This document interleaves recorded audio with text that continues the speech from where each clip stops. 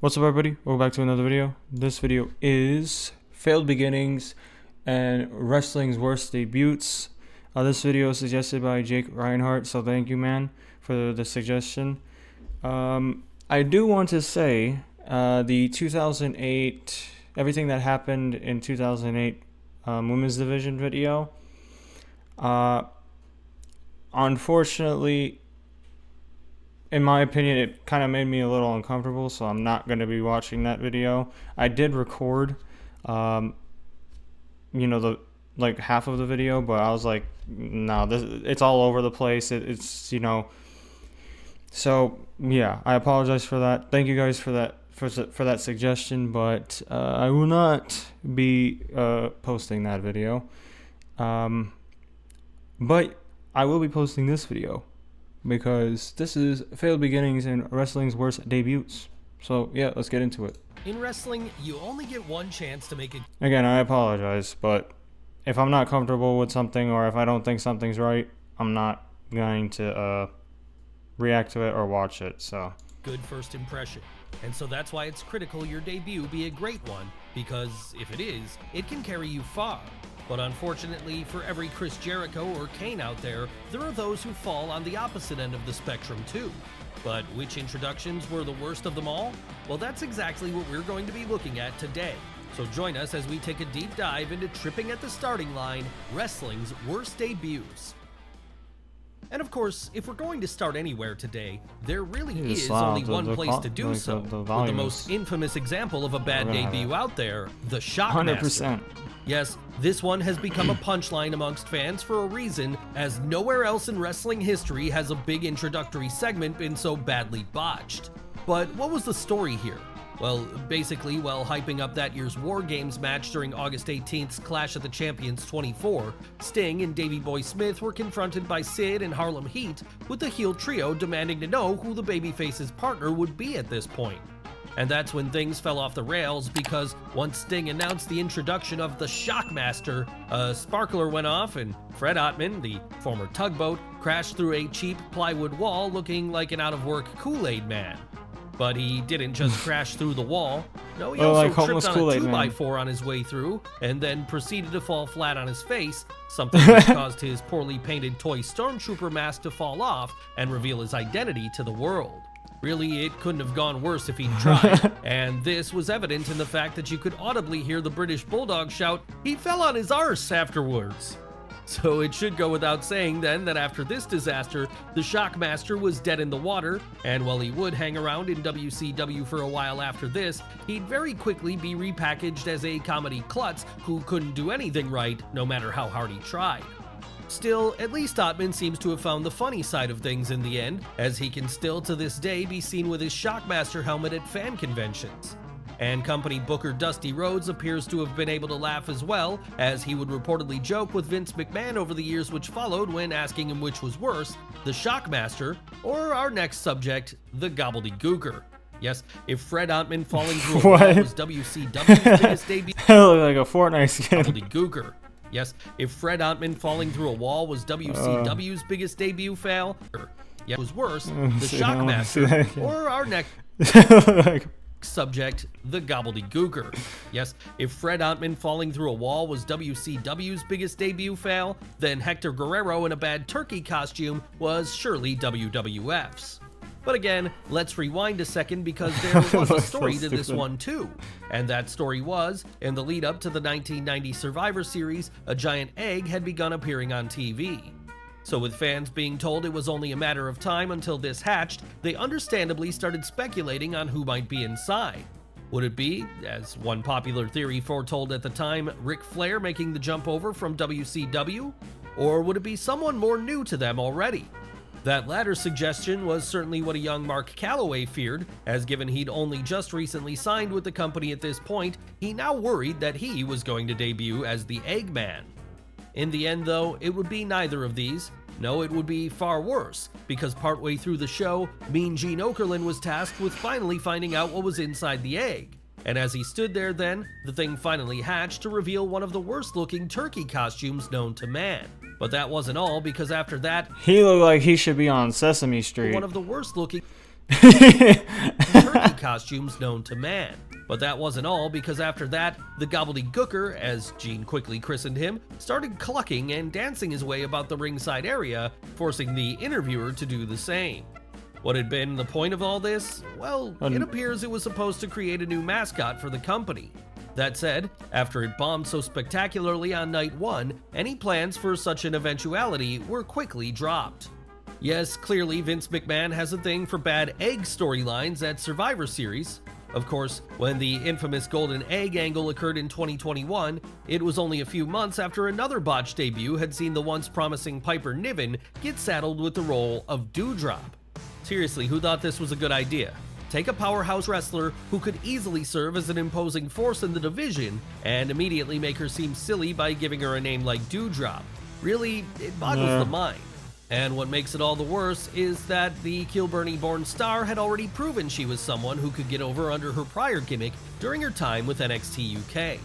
Hell, even that's not the worst of it as it happens. No, the worst aspect of the entire debut is that Dewdrop was written to be nothing more than a lackey to Eva Marie of all people, meaning that there was absolutely no hope of her ever getting over under those conditions, no matter how much potential she had. All we can say is thank God Triple H now has at least some creative control over WWE then, because if we still had to deal with this stuff exclusively, the New York product would be completely unwatchable. Yes, during his latter days, Vince McMahon has made a lot of questionable booking decisions. And if you need any evidence of this, just look at what he did to our next bad debut when they first hit the main roster in 2020. That's right, it's time to talk about Bianca Belair. Now, usually when someone who's been presented as a big deal on NXT gets their main roster debut, it's done so in a way that shines as big a light on them as possible. But in the case of Bianca, one of the top stars of the developmental brand's women's division, her introduction left a lot to be desired. Why was this? No, that turkey or chicken or whatever, that was Well, at WrestleMania 36, that was crazy. The one which took place in an empty warehouse, the Knoxville native made her first real impression to main roster fans by running down to save her real-life husband. Because a lot of these, let's see, like all of these besides this one, all of these, they're redeemable. From a beatdown at the end of the Street Profits match against Angel Garza and Austin Theory. And sure, you could argue this one was as bad as it was because there were no fans in attendance, but even if there had been, what a limp way to debut someone. Seriously, you had the night after WrestleMania right there the following evening, the time when so many great introductions have taken place. Of course, we can't entirely rule out the possibility that this was the original plan though, and that things were changed once the world shut down. So at least WWE can't be blamed here. That's right, the empty arena screwed up a lot of promising debuts for a lot of people during 2020 and the first half of 2021. And if you want another... Bro, the pandemic was so weird. Like, people would have, like, screens, like, for example... For a lot of people... Oh my god, it was during 2020 and the first half of 2021. And if you want another example of this being the case, you only have to look to someone we just mentioned a moment ago, and that's Austin Theory. Now, like with Bianca Belair, you could argue this one would have flopped with or without fans being there, as it wasn't exactly an auspicious introduction for someone Vince McMahon would soon be pushing as his future face of the company. Why was that? Well, after first appearing on the March 30th episode of Raw, just days after the world shutdown began, he'd quickly be slotted into the dreaded mid-card tag team role after he was paired up with Angel Garza. And yes, Angel Garza is a very talented wrestler, just as his manager at the time, Zelina Vega, is very talented on the mic. But if the way they were being booked on the main roster at that point was any sign of what was to come for Theory, then he had every reason to worry. Seriously, by the time WrestleMania 36 came around a week later, the Georgia native was already being jobbed out to much bigger teams. So maybe it's a blessing in disguise that not long after this he'd be sent back down to NXT, where he could become a member of The Way. And while he was doing this then, he was able to rebuild himself to the point where, once he returned to Raw in 2021, things would go a lot better for him. Of course, not everyone gets a second chance like this, however. No, most of the time when a performer's debut falls flat, that's the way it'll remain. And this is something another figure whose big entrance was hurt by the worldwide shutdown can attest to. Who are we talking about this time? Why, El Hijo del Fantasma. Yes, it should go without saying that Fantasma is one of the best luchadors in the world today. Yeah, but here's the thing, like, Again, a lot of these are redeemable. One who, prior to joining up with WWE, was able to make quite a name for himself in Besides CMLL, that AAA, and that even fucking Lucha turkey, Underground man. for a spell. So when it was announced he'd be reporting to NXT in August of 2019, excitement was through the roof. But that excitement will ultimately have to be put on ice for a while because pretty quickly after he put pen to paper, Phantasma suffered a knee injury which kept him on the shelf for the next few months. And this unfortunately meant that, by the time he was finally ready to hit the ring, the world had dramatically changed and there were no longer any fans in because of that attendance at cape. shows. Sure, Do not wear a cape. Have y'all ever seen The Incredibles? Don't wear a this was cape. no fault of the Mexico City natives, and you could argue he did everything he could have done at this point to show that he was a star in waiting.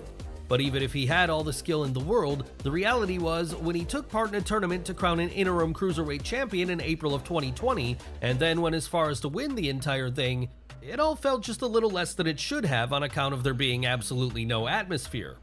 As well as this, pretty quickly after his big title win, Phantasma would get the WWE name change treatment when he morphed into Santos Escobar. Could it have been different if fans were there? Absolutely. Well, except for the name change, that was going to happen anyway. But it was what it was, and since then he's at least been able to bold himself up to the point that, now with live crowds in attendance once more, Escobar and the rest of his Legado del Fantasma stablemates have been able to make a successful shift over to the main roster as part of the newly reformed LWO. Yes, even if you do have a bad debut initially, things can work out okay in the end. In fact, things can work That's what I out even said. better than anyone would have dared expect. Redeemable. And if you need any evidence of this, you only have to look to the pretty humble beginnings Steve Austin had in mid-90s WWF when he debuted as the Ringmaster. Okay, whose idea was it to take one of the more charismatic figures of his generation and saddle him with such a stupid character right out of the gate? Well, if you need us to tell you that, then you haven't been paying attention up until now. That's right. I'm not surprised. Even back before the turn of the millennium, Vince McMahon was making some pretty suspect choices when it came to his performers. And one of the worst of all during this time period was to have the man who would later go on to become the biggest draw in the history of the industry play a technically solid mid-carder who never spoke. Oh, sure, he got to have Ted DiBiase for a manager, and he was also allowed to carry the $1 million title around his waist. But for someone with as much talent as the Rattlesnake, this was more of an albatross than a help. No, what he really needed was promo time and an opportunity to show his real character. No-nonsense, ass-kicking Texan who could serve as a stand-in for everyone around the world that hated their boss. Sadly though, at least for the first few months of his run in New York, Austin would have to suffer through mid-card hell as he did his best impression of a glorified jobber taking part in matches against the likes of a young Matt Hardy.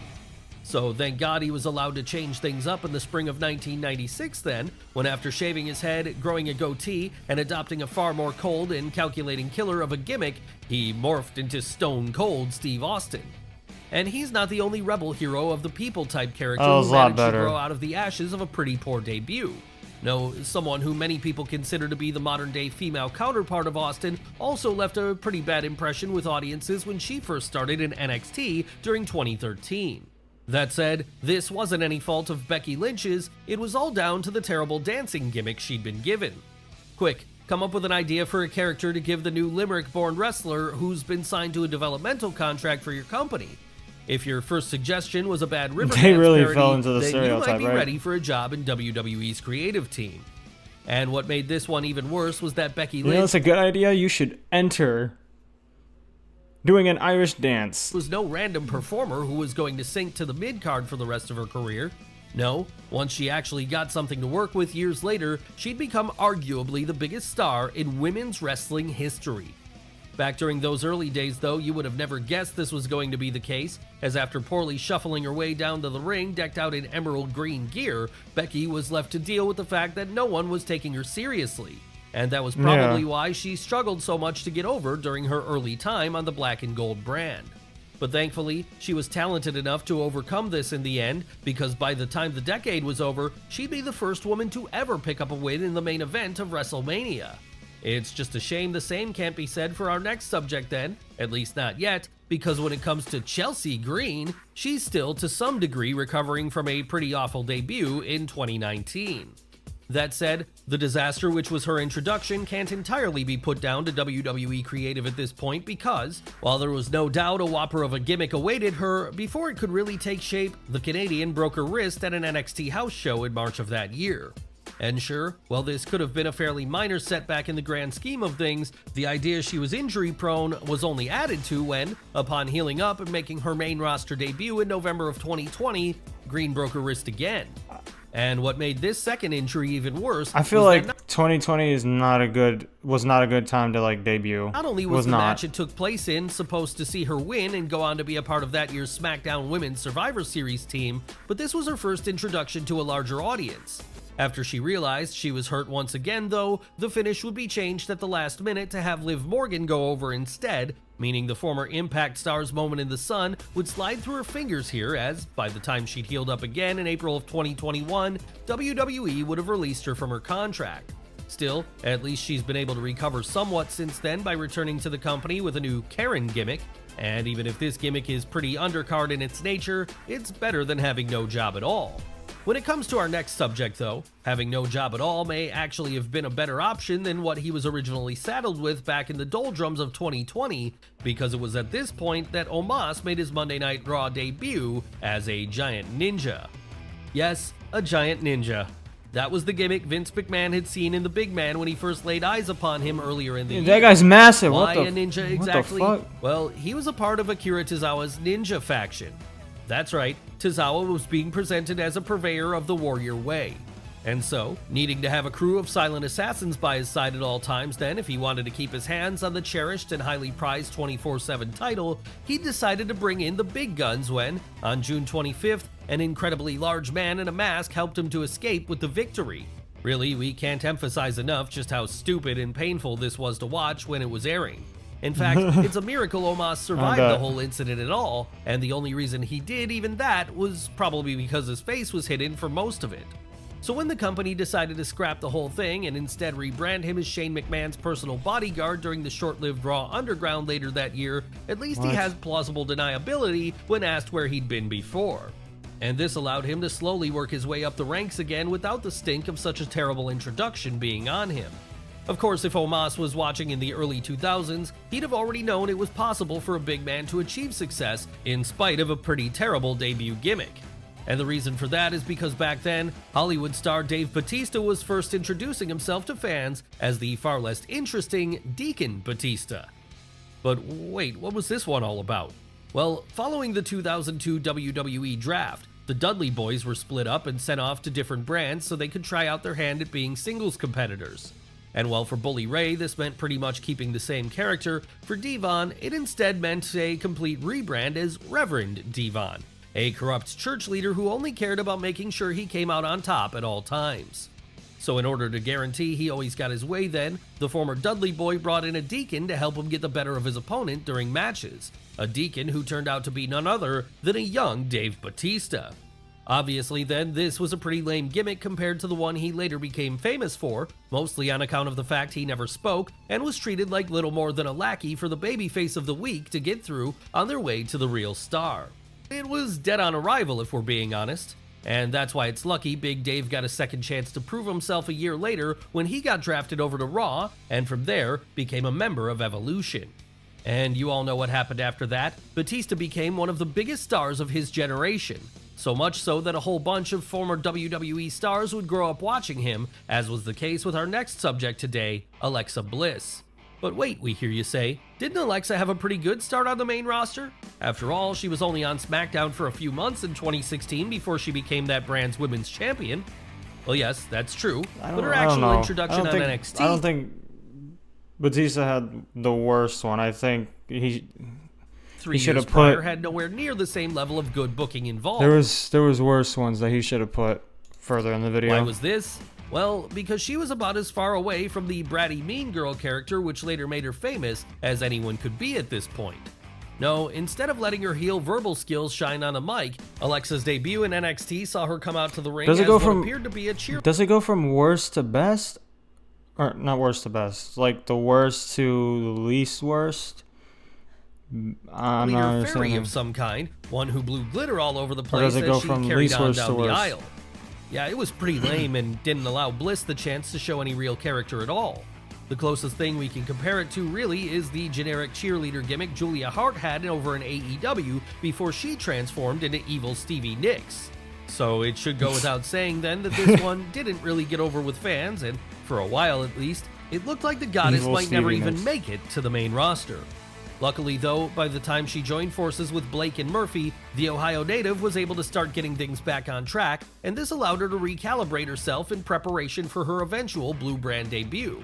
And it's just as well she did, because like with so many of the other people we've looked at today, had she not overcome such a terrible start, WWE would have surely lost a big part of what fans tune in for today. Yeah. I mean, yeah. Hold up. What's going on? What is going on? Alright. Don't know what happened there. But, yeah. Was it going from least worst to worst, or did it go from worst to the least worst debut? Let me know. But yeah, the worst one I think is the fucking turkey chicken Sesame Street motherfucker, bruh. I think that one was the worst because you can't really redeem that unless whoever is under that costume. You can take them and give them a whole new character, but like that specific character, no, not redeemable at all. But yeah, you guys did enjoy this video. Please give a like, subscribe. I'll see you guys in the next one. Peace out.